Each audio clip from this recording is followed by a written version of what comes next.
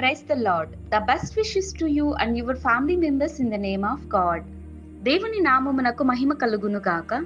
దేవుని నామం పేరిట మీకును మీ కుటుంబ సభ్యులందరికీ శుభాభివందనములు. ఈరోజు దేవుని వాగ్దానము టుడే గాడ్స్ ప్రామిస్. నమ్మకమైన వానికి దీవెనలు మెండుగా కలుగును. సామెతలు గ్రంథం 28వ అధ్యాయం 20వ వచనం. Blessings are abounded to the faithful. The book of Proverbs chapter 28 verses 20. క్రీస్తునందు ప్రియమైన సహోదరి సహోదరులారా, ప్రభువైన యేసుక్రీస్తు నమ్మకమైన వానికి దీవెనలు మెండుగా కలుగ చేస్తానని వాక్య భాగం ద్వారా సెలవిస్తున్నాడు.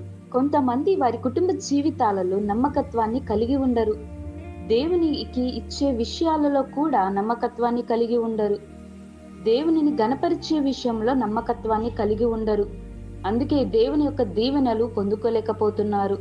ఒకవేళ నీవు నమ్మకత్వాన్ని కలిగి ఉన్నా కూడా నీకు ఎన్ని శ్రమలు, ఎన్ని ఇబ్బందులు, ఇరుకులు, ఇతరుల చేత దూషించబడడం జరుగుతూ ఉంటాయి. కానీ తుదకు నీవు గొప్ప ఆశీర్వాదాలను పొందుకుంటావు.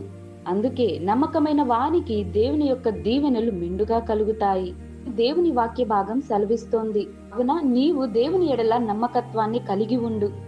చాలా మంది అనుకుంటూ ఉంటారు, నమ్మకత్వంలో నీవు ఉంటే ఇంకా జీవించలేవు, నమ్మకత్వంలో ఉంటే నీకు శ్రమలు, కష్టాలు, సంతోషం ఉండదు ప్రజలు అంటూ ఉంటారు. కానీ దేవుడు ఆశీర్వదించే దేవుడు.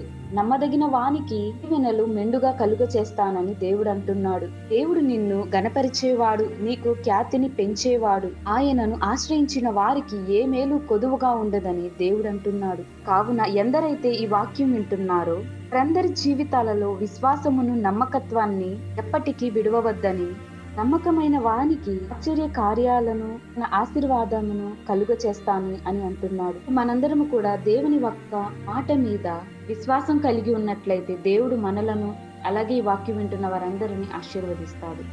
కాబట్టి ప్రార్థించుకుందాం. ప్రేమమేడ, దయామేడ, నీకు శ్రేష్టమైన ఘనమైన నామమునకు వందనములు, స్తోత్రములు దేవా. ఈరోజు ఈ ఉదయకాల సమయంలో ఈ వాక్యం ద్వారా మాతో మాట్లాడినందుకు స్తోత్రములు తండ్రి. నీ యందు మేము నమ్మకమైన వారిగా ఉండేలా సహాయము దయచేయండి.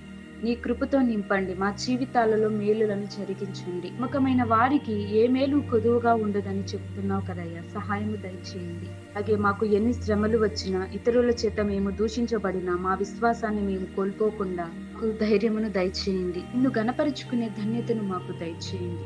ఎందు విశ్వాసముతోనూ ప్రార్థించే స్వభావమును మాకు అనుగ్రహించండి. మా అందరి జీవితాలలో నమ్మకత్వాన్ని కలిగి యొక్క ఆశీర్వాదాలను, దీవెనలను మెండుగా మా అందరికి దయచేయమని, వాక్యం వింటున్న వారందరికీ దయచేయమని యేసు నామమున ప్రార్థిస్తున్నాం తండ్రి. ఆమేన్.